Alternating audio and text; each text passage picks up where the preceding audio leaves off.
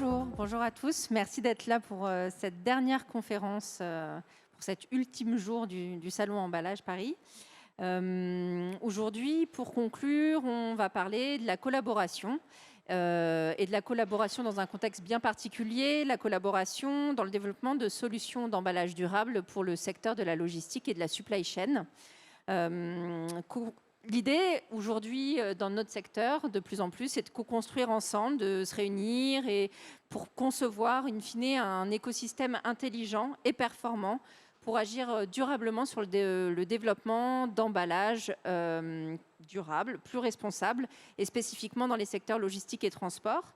C'est en tout cas l'état d'esprit qui émane aussi de la chaire Copac, dont vous allez entendre parler. C'est une chaire qui est soutenue par la Fondation AgroParisTech et dont est membre le prestataire transport et logistique STEF, qui est également présent aujourd'hui. Il y a aussi des donneurs d'ordre, d'autres entreprises qui se sont réunies pour expérimenter des actions et des initiatives pour accélérer le développement de ces solutions d'emballage durable pour la supply chain. Aujourd'hui, du coup, on a essayé de réunir des gens qui collaborent, qui travaillent ensemble, parce que quoi de mieux pour illustrer ce sujet que d'avoir des histoires et des actions concrètes. Donc, je vais vous laisser vous présenter tour à tour et présenter les organisations et entreprises pour lesquelles vous êtes présents aujourd'hui. Gwenola. Alors, merci Lorraine. Donc, Gwenola Yenou-Lebris, je suis enseignante-chercheur à AgroParisTech et membre d'une équipe de recherche qui s'appelle CFood et membre de la chaire Copac, qui donc est, comme l'a dit Lorraine, une chaire hébergée par la Fondation AgroParisTech qui réunit un certain nombre d'acteurs, dont Steph. Pour ma part, je suis enseignante-chercheur en gestion et je m'intéresse à la prise en compte de la durabilité dans la conception de solutions dans le monde de l'agroalimentaire. Et dans le cadre de la chaire Copac, plus particulièrement à la réduction des impacts environnementaux et sociaux liés à l'utilisation des emballages secondaires et tertiaires. Gaëtan. Bonjour à tous. Donc, Gaëtan Jacquemont. Donc, moi, je suis directeur des opérations de la BU Conditionnement chez STEF. Donc, STEF est un acteur connu dans la logistique, transport et conditionnement sous température dirigée. Donc, des températures de moins 25 degrés à 15 degrés. Et au sein de ces nombreux sites, donc 260 sites en Europe, représentés sur 8 pays, on réalise des activités de conditionnement adossées à nos activités logistiques ou aussi sur des sites, un site spécialisé. Voilà. Et au sein de cette organisation, donc moi j'ai en charge de la partie études, développement et recherche des solutions, mais également de l'accompagnement des sites sur lesquels nous faisons des activités de logistique, de conditionnement, pardon. Arnaud. Bonjour, donc Arnaud Vermet, groupe Emballage Technologie. Nous sommes un groupe qui regroupe plusieurs entreprises liées à l'intégration et la fabrication de machines d'emballage. Nous intervenons auprès de différents clients dans l'agroalimentaire et auprès de conditionneurs à façon comme Steph pour justement développer des solutions qui permettent de travailler ou en tout cas de développer des nouveaux types de conditionnement. Voilà. Et Geoffrey. Bonjour à tous, donc Geoffrey Delannoy, je suis commercial au sein de l'entreprise Cartonnage Vaillant, donc qui est une entreprise basée dans le nord de la France. On est spécialisé dans la transformation d'emballage carton, mais également dans la PLV. On fait aujourd'hui énormément de packaging et d'emballage mécanisé. On est une entreprise d'environ 100 personnes. Et on est vraiment spécialisé dans tout ce qui est emballage éco-responsable, où on intègre vraiment ce raisonnement-là dans nos développements d'emballage. Alors peut-être que pour démarrer, on pourrait faire quelques rappels de vocabulaire et de définition. Donc là, Gwenola a parlé tout à l'heure de la partie chaire Copac. C'est l'association de différents acteurs de la filière. Elle vous expliquera cela mieux que moi tout à l'heure. Et là, on va aborder les activités qu'on peut faire adossées aux activités de logistique et transport. Donc, on a deux termes qu'on utilise, qui est le co-packing et le co-manufacturing. Donc, ce sont des activités de conditionnement qui sont faites sur les dépôts logistiques. Donc le co-packing, c'est le fait de modifier l'emballage réalisé chez les industriels de l'agroalimentaire. Donc, on va retrouver entre 10 et 15 technologies dans ce domaine-là. Donc ça peut être du panachage, tout ce qui va concerner les displays, la PLV que vous trouvez dans la GMS, toutes les technologies de mise sous film, l'otage promotionnel pour mettre en avant les produits, l'ensachage, l'étuyage, beaucoup de technologies qu'on peut voir dans le salon aujourd'hui. La deuxième partie des activités qui sont faites sur les dépôts logistiques, c'est la partie co-manufacturing. Donc là, c'est quand on va travailler le produit nu. Et on peut s'interroger de ce qui fait qu'on fait ces activités sur des sites logistiques. Donc c'est complètement dans l'échange aujourd'hui sur l'impact que ça a pour, on va dire, les bilans carbone, puisque si on donne quelques chiffres, sur le transport représente environ 12% de l'impact carbone, l'emballage 6%. Bon, j'entendais hier matin la France 1% du bilan mondial. Donc on pourrait se dire que finalement il n'y a pas grand-chose à faire, mais au contraire, c'est en travaillant sur les différentes solutions qu'on va pouvoir contribuer à optimiser tout ça. Alors, dans la partie impact des activités de conditionnement dans la logistique, en fait, il y a deux thématiques. Une qui va être plus liée vraiment aux entrepôts, au transport, et la deuxième plus sur la partie conception, conception des solutions, conception des emballages. Ce thème-là, on le développera avec les différents contributeurs aujourd'hui, mais juste un mot sur l'autre partie, donc, qui est la partie transport et logistique. En fait, ça a beaucoup de sens de faire ce qu'on appelle la différenciation retardée, donc des activités proches de la logistique, enfin des dépôts, et donc le plus proche possible des lieux de consommation, pour finalement ne pas transporter, enfin limiter le transport du vide en amont de ces dépôts logistiques. Je prends un exemple, quand on fait du co-manufacturing sur un dépôt logistique, on va recevoir des big bags de 1 tonne qu'on va passer dans un conditionnement différent, proche du lieu de consommation, ce qui est plus vertueux en termes de bilan carbone amont, diminution du transport, que si ça avait été fabriqué au niveau de l'industriel. Alors, en général, la notion de conditionnement, en quoi est-ce qu'elle a cet intérêt, cet impact sur la supply chain durable? Vous, par exemple, qui travaillez dans le cartonnage ou dans des machines d'emballage, est-ce que cette notion de supply chain durable, elle entre en compte dans votre façon de penser votre métier au quotidien, ou est-ce que c'en est très éloigné? Et comment est-ce que vous travaillez de concert pour faire en sorte que le conditionnement soit un enjeu?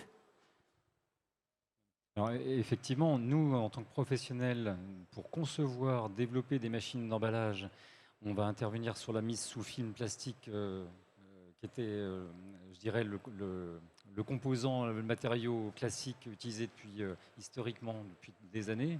Et c'est là qu'on voit depuis quelques années que les réglementations, qui ne sont pas forcément les mêmes en France, à l'étranger, et qui ne sont pas les mêmes non plus au niveau de l'Europe, imposent certaines contraintes. Donc nos clients nous demandent effectivement d'adapter les machines pour s'adapter à des nouveaux matériaux d'emballage, c'est-à-dire passer de films plastiques qui ne sont pas recyclables à des matériaux papier ou des films qui, eux, sont recyclables, et de travailler aussi sur des solutions pour remplacer directement un emballage.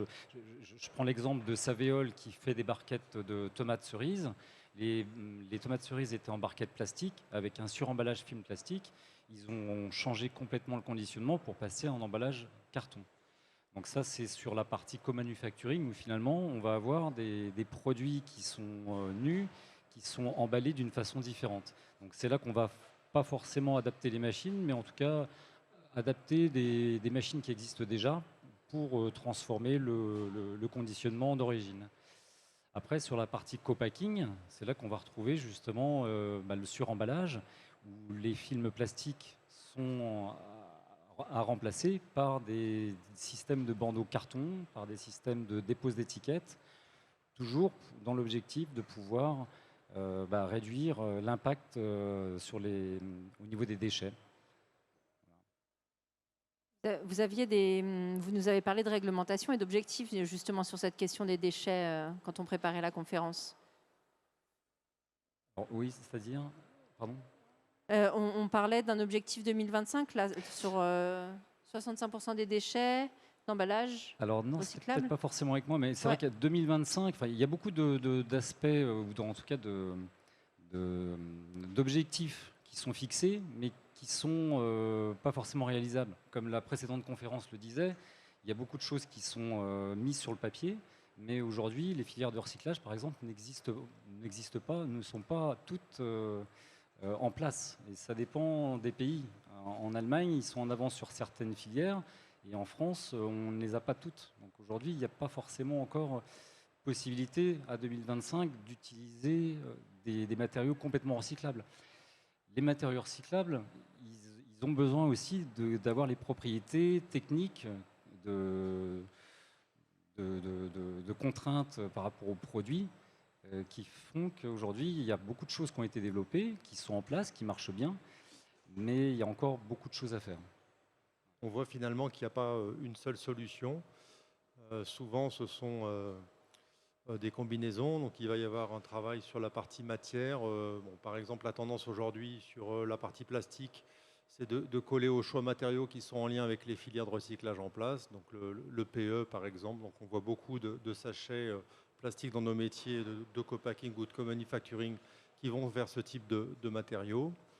Après, il va y avoir aussi une tendance forte, et là on le voit, on est vraiment dans un mouvement charnière de transformation de ces activités, avec, si on prend par exemple tout ce qui va être les lots promotionnels, qui sont des solutions finalement assez françaises. Dans les restes des pays européens, il y a assez peu ce type de regroupement sous film, qui sont clairement pas forcément très vertueux. Et aujourd'hui, on voit une accélération aussi liée au contexte économique d'inflation, de réduction de ces solutions-là. Donc parfois, les solutions ne sont pas toujours favorables pour nos business, ça c'est clair, mais sont aussi la suppression d'emballage. Et nous, on est complètement actuellement dans cet environnement-là, d'accompagner cette transition au profit d'autres solutions, d'autres idées pour accompagner les clients dans leur mise en avant de produits. Donc il y a aussi, à un moment donné, une bonne solution pour limiter l'impact carbone de l'emballage, c'est aussi de le supprimer. Donc souvent, c'est une combinaison, une conjonction de plein de solutions, de remplacer le plastique par des produits recyclables comme le carton, des choses comme ça. Justement, Geoffrey, comment vous travaillez sur cette question-là dans vos activités? Oui, nous, l'éco-conception et l'éco-développement est vraiment au cœur de notre activité. Donc ça démarre entre la relation que nous, les commerciaux, ont avec aussi les acheteurs. On est force de conseil et puis nous, on a la chance de pouvoir s'appuyer sur un bureau d'études qui est vraiment formé justement à l'éco-conception et qui, lui, travaille vraiment du coup des matériaux qui sont vraiment ajustés aux besoins réels du produit. C'est-à-dire qu'on évite énormément de sortir des produits qui soient trop en surqualité. Ça passe également du coup dans le choix de nos compositions de carton. Aujourd'hui, il y a eu un très gros travail de fait au niveau des compositions de carton. Je pensais par exemple au kraft. C'est un papier qu'on utilise de moins en moins. Nous, dans notre entreprise Cartonnage Vaillant, on a pour objectif d'avoir, c'est un peu ambitieux, mais du 100% recyclé dans l'avenir. Aujourd'hui, on travaille sur des qualités qui sont à peu près équivalentes au kraft, qui sont des substituts, donc qui sont des bases kraft recyclées. Et on essaye d'intégrer, et le bureau d'études travaille énormément dans ce sens-là, pour vraiment intégrer du recyclé plutôt que du craft, et de trouver vraiment la bonne qualité qui est juste. Ça ne sert à rien d'aller chercher des qualités qui soient trop grosses pour faire du gaspillage, justement. Donc on adapte vraiment ça, et aussi de faire des emballages qui soient vraiment en dimension des produits. C'est-à-dire qu'on a des logiciels qui permettent de calculer aujourd'hui les rangements dans les colis, etc. Et on optimise au maximum la palettisation, et aussi les qualités pour dire d'avoir un ensemble qui fait qu'on ne gaspille pas d'emballage. Et au niveau de notre production aussi, on a investi énormément là, ces dernières années dans des machines qui sont beaucoup plus performantes et beaucoup moins productrices de déchets. Et après, il y a aussi d'autres qualités que nos fournisseurs de plaques, parce que nous, on est simplement transformateurs, mais nos fournisseurs de plaques ont aussi, eux, eu un très gros travail au niveau des qualités, Par exemple, sur des qualités où on était par exemple sur des BC, on a travaillé avec des qualités optimisées pour dire d'avoir moins d'épaisseur, mettre plus d'emballage par palette sur les mêmes hauteurs pour essayer de gagner dans les transports. Après, nous, on a aussi dans notre activité l'objectif de vraiment développer le secteur en local, essayer d'aller chercher l'entreprise le plus près possible de notre entreprise pour éviter justement le bilan carbone des transports. Enfin, on est vraiment, l'éco-conception et l'éco-développement est vraiment au cœur de notre activité aujourd'hui. Donc là, on le voit bien, chacun à votre niveau, il y a des actions, des initiatives, il y a des objectifs assez ambitieux, même, vous venez de le dire.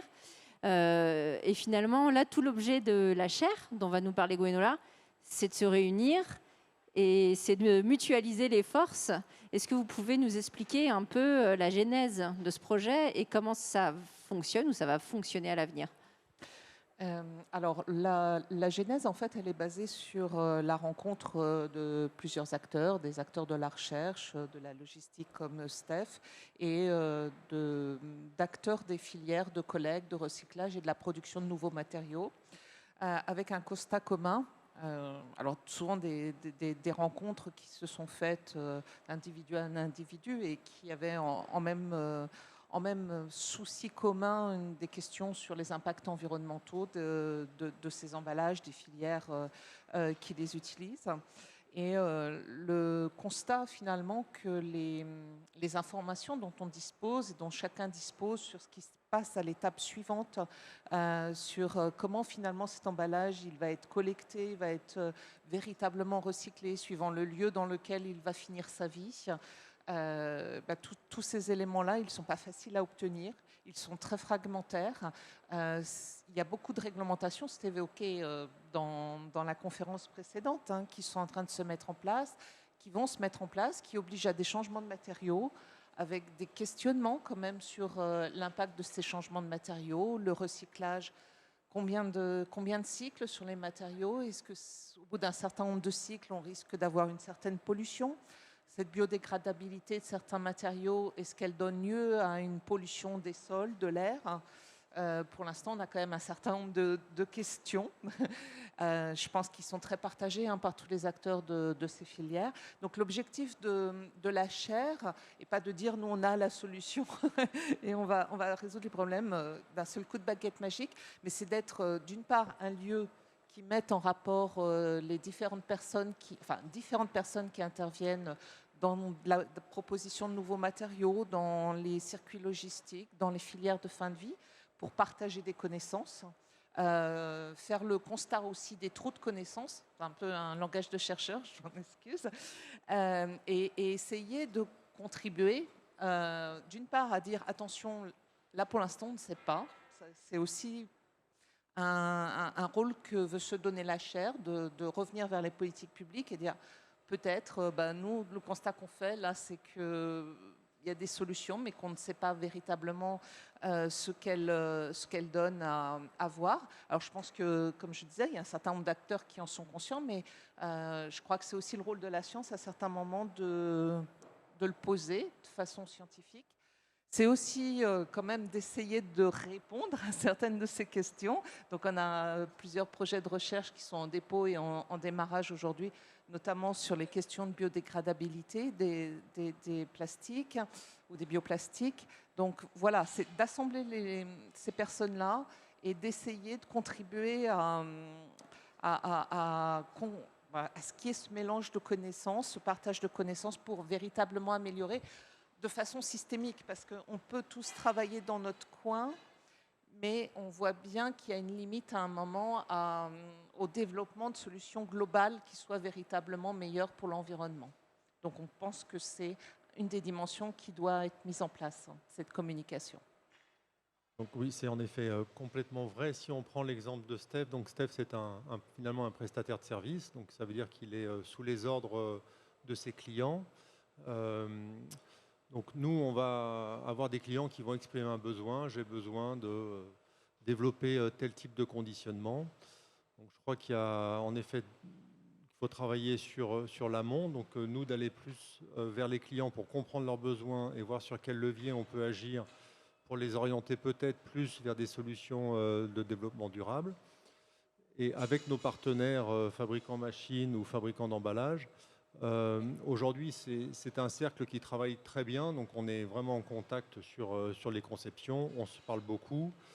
Mais comme le disait Gwenola, sur la partie externe, finalement, voilà, c'est là aussi où on peut certainement améliorer les choses avec les organismes publics, d'avoir les analyses de cycle de vie, par exemple, sont des choses qu'on ne fait pas forcément aujourd'hui, en tout cas dans les études de conception. Hein. Donc on va bien répondre aux besoins clients, essayer d'optimiser, mais par contre, on ne saura pas toujours si les choix qu'on a faits techniques sont meilleurs ou pas que d'autres solutions. Hein. Donc là, sur l'intégration de STEP dans la chaire, il y a par exemple des projets d'études sur le cycle de vie complet de produits de boulangerie. Est-ce qu'il est mieux de transporter les produits dans des bacs plastiques avec des HPE, avec de la reverse logistique, et donc de ne pas détruire les emballages, ou est-ce qu'il est mieux d'avoir des emballages dans des cartons? Tout ça, c'est quelque chose qui va être étudié un peu plus en profondeur pour qu'on aille un petit peu plus au bout des solutions. Oui, non, mais c'est vrai que le travail en tripartie, ça intègre effectivement le client avec son besoin et le mécaniseur du matériel et le fabricant du consommable. Et c'est ensemble qu'on doit trouver, parce que c'est pas tout seul qu'on peut le faire, mais effectivement à plusieurs, on cherche une solution durable. Et nous, dans notre domaine de conception de machines d'emballage, on se doit de développer un matériel qui soit évolutif, parce qu'il y a encore beaucoup d'inconnus. Donc on en revient un peu sur les films d'emballage, monomatériaux, recyclables, papier. Donc aujourd'hui, on nous demande d'adapter du matériel ou de développer des lignes qui soient évolutives et qui soient capables de travailler des matériaux qu'on ne connaît pas, qui vont arriver dans 5-6 mois. Donc c'est important. Et c'est là que parfois il y a un peu une opposition. D'un côté, sur la logistique, on va chercher à rapprocher les activités des points de consommation pour optimiser la partie transport, qui est une partie 12% qui est importante au niveau de l'impact. Mais il faut trouver le compromis par rapport à la mécanisation, hein, puisque ces activités de conditionnement nécessitent des machines. Et du coup, plus on va ventiler, plus on va éclater les dépôts logistiques. Par exemple, bon, il y a 10 ans en arrière, on faisait des dépôts, un seul dépôt qui arrosait toute la France. Aujourd'hui, la tendance est peut-être de plutôt séparer la distribution nord de la distribution sud. Et du coup, l'impact pour nos métiers, c'est une multiplication des investissements, de dédoubler les parcs machines et du coup de trouver des solutions de mutualisation des parcs machines par rapport à des clients qui vont être plus nombreux sur les sites. Voilà, et donc ça pose plein de questions et de devoir rechercher des solutions plus adaptées. Et quels peuvent être du coup les freins ou les écueils que vous rencontrez à cette collaboration tripartite, ou est-ce qu'il y a parfois peut-être des intérêts divergents ou contradictoires? Il peut y avoir des contraintes économiques, puisqu'effectivement, dans le développement durable et dans l'éco-conception, il y a ces différents critères, hein, notamment économiques. Donc il faut que le conditionnement puisse répondre aux contraintes du client sur sa conservation, sur son état, il ne faut pas abîmer le produit finalement. Donc il y a forcément des contraintes, mais en général on va tous dans le même sens et on arrive tous aux mêmes conclusions sur les développements des consommables. Nous, on sait s'adapter et au niveau du consommable, ils savent s'adapter aussi pour répondre à la problématique. Je pense qu'on a naturellement un certain nombre de contradictions. J'entendais tout à l'heure dans la conférence précédente parler de standardisation. Et c'est vrai que finalement, si tous les emballages étaient standards, ça simplifierait certainement un certain nombre des problèmes auxquels on est confronté. Mais on voit bien en même temps que cette standardisation, elle a aussi ses limites. Et je pense à la standardisation des matériaux. On voit une forte tendance aujourd'hui, par exemple, à pousser à l'utilisation du polyéthylène pour avoir une seule nature de matériaux dans les filières de recyclage et de pouvoir standardiser les filières de recyclage. A contrario, la question de la capacité de ce matériau à justement répondre à tous les cahiers des charges, on sait bien qu'elle n'est pas possible actuellement. Par exemple, en termes de cadence. C'est vrai que le polyéthylène est très bien, mais il a pas les mêmes critères en termes de cadence. Il ne se comporte pas comme des films complexes qu'on a l'habitude d'utiliser. Donc voilà, il y a cette envie que l'on a de tout standardiser, la forme, la dimension, le matériau pour massifier et faciliter finalement l'écoulement de filières à moindre frais, et en face une multitude de contraintes qui sont antagonistes avec cette standardisation. Après, ce qu'on voit, c'est que ça évolue très vite, hein. Aujourd'hui, tout le monde est sur le polyéthylène parce que la filière de tri est en place. On voit que ça pose des problèmes techniques importants puisque c'est une matière qui a peu de tenue et donc ça a des impacts économiques puisque les machines ne peuvent pas tourner aux mêmes cadences. Et pour autant, on voit aussi qu'il y a d'autres filières qui sont en cours d'études sur le PP et qu'on peut imaginer que d'ici 4-5 ans, finalement, les solutions d'aujourd'hui seront différentes demain.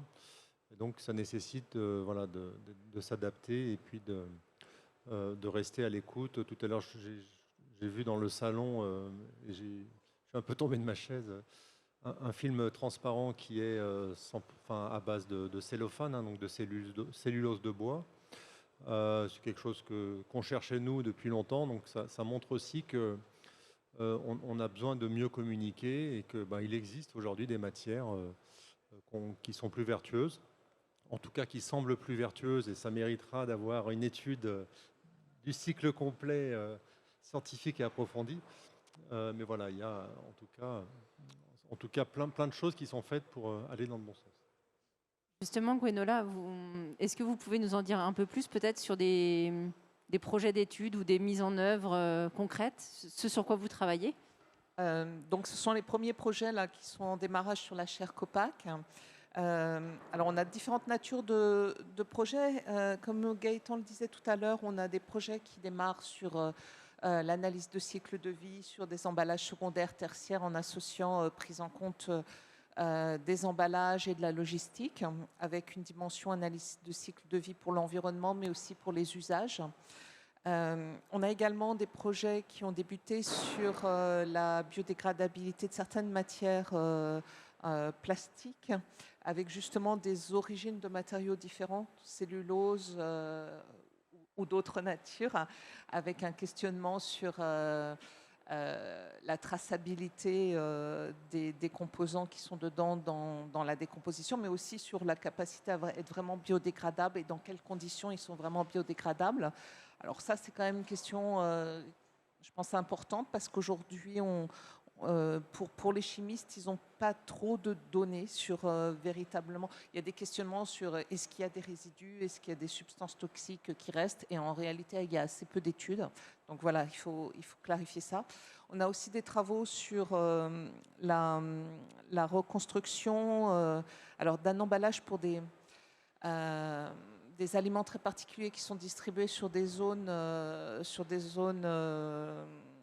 du monde où il y a besoin d'amener des aliments très enrichis, voilà, dans des zones de catastrophe ou de malnutrition, et où il n'y a pas du tout de filière de recyclage, de collecte et de recyclage, bien sûr, pour les contenants.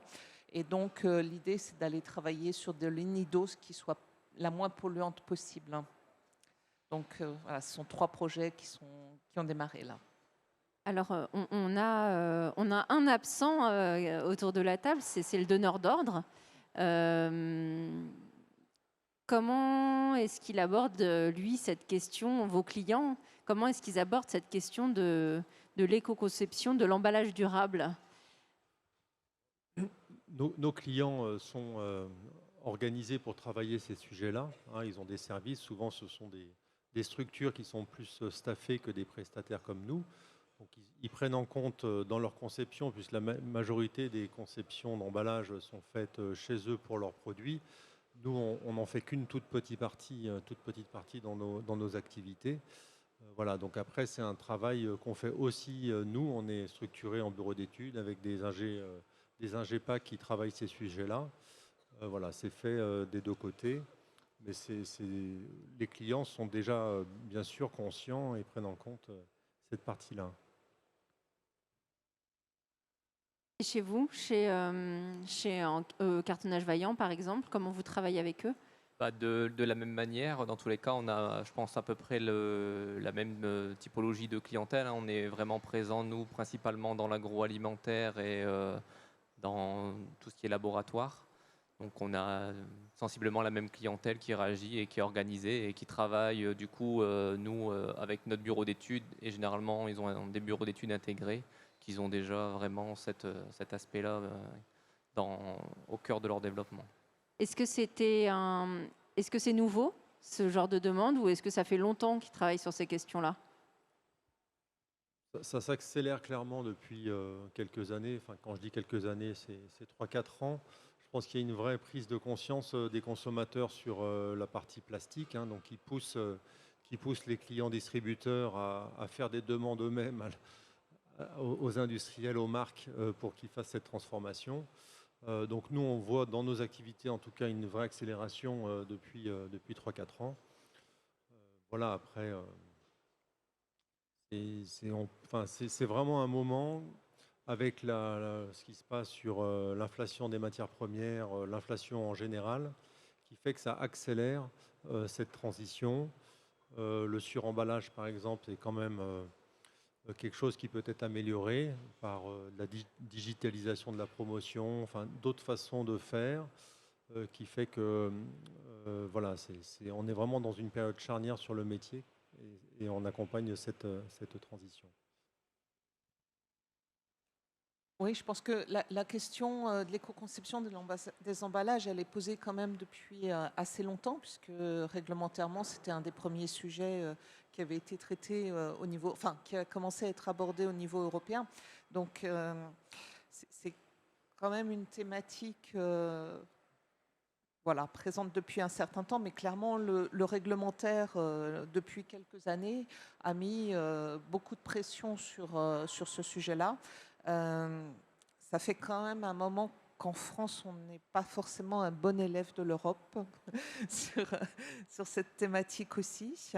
Et bon, après, ce sont des choix politiques, hein, aussi qui ont été faits. Mais clairement, on a une demande des usagers aujourd'hui pour aller vers des produits plus vertueux. Après, en alimentaire, on ne peut pas ignorer non plus que le premier impact, c'est la perte alimentaire. Donc l'emballage, il est là pour protéger le produit quand même, hein, que ce soit physiquement, chimiquement, voilà. Et enfin, moi, c'est un thème qui reste important pour moi parce que justement, quand on fait des ACV et qu'on voit le poids environnemental de l'alimentation versus les autres dimensions, c'est quand même dans les phases amont de l'agriculture, de la transformation, qu'on a le maximum d'impact environnemental. Donc si on gâche le produit parce qu'on ne l'a pas assez protégé, on est en train de vraiment gaspiller de l'impact environnemental pour rien. Donc voilà, il faut qu'on sache trouver les bons équilibres entre ne pas suremballer, avoir l'emballage qui permette de transporter au mieux, mais en même temps protéger notre aliment. Parce que cet aliment, on va en avoir besoin demain aussi, quoi. Alors, je me doute bien, comme les intervenants précédents, que vous n'avez pas de boule de cristal. On voit bien toute la complexité du sujet aussi, puisqu'on vient de l'aborder pendant une grosse demi-heure.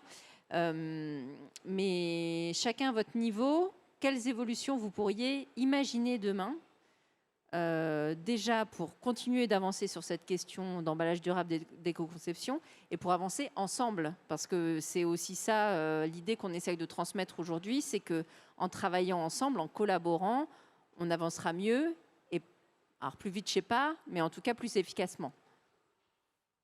C'est sûr que sur la partie collaboration, je disais tout à l'heure que les prestataires comme nous, on travaille, je pense, plutôt bien avec les fabricants machines, les fabricants d'emballage.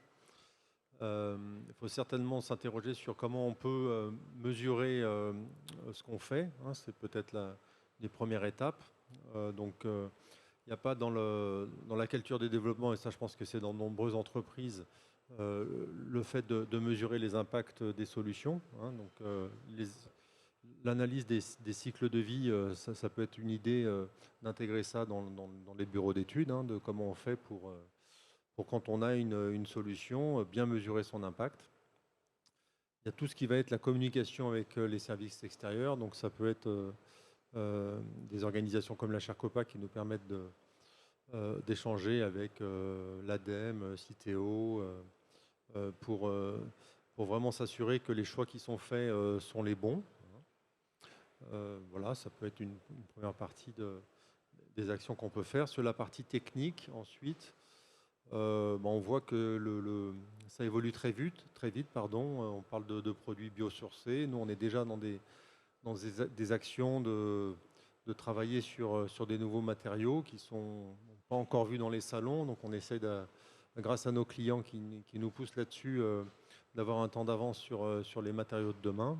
Donc, il y aura certainement un ensemble de solutions demain avec voilà, des matériaux issus, biosourcés, des filières de recyclage en place et une accélération du tri, la réglementation qui continuera à nous mettre la pression pour évoluer sur ces sujets-là. 2040, suppression des emballages plastiques, c'est marqué dans les textes, c'est demain, donc il faudra bien aussi qu'on trouve les solutions. Ouais, non, mais c'est tout à fait vrai, hein. Et donc c'est pour ça que nous, les machines, on continue de les adapter aux matériaux papier, carton, plastique, pour que les matières soient moins épaisses. Et donc le matériel s'adapte au fur et à mesure. Et également, au niveau du matériel, la notion d'éco-conception, c'est assez récent quand même. On cherche aussi à consommer moins d'énergie. C'est vrai que ça en fait partie. Et voilà, on sait que dans les 3-4 ans, il y aura eu encore beaucoup de changements. Et finalement, les machines doivent pouvoir s'adapter aux contraintes du produit et puis du consommable. Oui, après nous, on a aussi du coup beaucoup d'indicateurs chez nous déjà en place pour vraiment vérifier et contrôler nos déchets de découpe, par exemple. Je vous parlais tout à l'heure de l'objectif 100% cyclé. J'ai quelques chiffres. Par exemple, en 2020, on utilisait à peu près 65% de matières recyclées. En 2021, 74%. Et en 2022, on a une tendance à 83% d'emballage recyclé. Donc ça prouve vraiment que tout ce qu'on met en place depuis quelques années, et, les discussions qu'on a et puis les échanges avec nos acheteurs permettent aussi, et puis avec les clients finaux, permettre aussi d'évoluer dans le bon sens. Après, réellement, ce qu'on ne peut pas mesurer aujourd'hui, c'est l'impact du produit quand il est vraiment utilisé par le client final. Et ça, c'est quand même assez dommage, je trouve. Gwenola ? Pour revenir en fait en synthèse peut-être sur ce qui vient d'être dit, je pense que en tout cas, ce qu'on constate à chaque fois que des acteurs essayent d'éco-concevoir, que ce soit du coup dans le domaine de l'emballage ou d'autres domaines, c'est que ces efforts d'éco-conception, comme ils sont systémiques, ils amènent les acteurs qui gravitent sur une chaîne de valeur à devoir travailler ensemble, et que c'est pas dans des relations brèves que ça se construit. Et j'imagine qu'une des tendances pourra être aussi de cette nature-là, c'est-à-dire que on soit amené à travailler et à collaborer peut-être sur des horizons de plus long terme. On voit bien qu'on est face à des problématiques qui ne sont pas seulement un peu de reconception. On arrive à des sujets qui sont vraiment d'innovation, qui sont de long terme, et que ça demande que les gens collaborent un certain temps ensemble dans des conditions de confiance certainement importantes. Ce qui peut être une complexité dans nos métiers de prestation, puisque quand on est prestataire de service, généralement on a des contrats avec des durées de 3-5 ans. Et il faut arriver à créer un partenariat avec nos clients, créer la relation de confiance dans un timing qui n'est pas forcément compatible avec la vision long terme, quoi. Donc il y a cette opposition. Ça pourrait peut-être être un levier du coup. Heureusement, on a des contrario. clients partenaires avec lesquels on travaille depuis de nombreuses années, donc on arrive à co-développer avec eux. Mais voilà, c'est aussi un axe de réflexion, comment on peut, avec nos clients où il y a des changements de prestataires de services réguliers, quand même prendre en compte bien ces aspects-là. On espère que ça les pousse à rester justement avec Alors, leurs prestataires dédiés. Si ça peut les aider à rester longtemps avec nous, ça sera Voilà. juste parfait.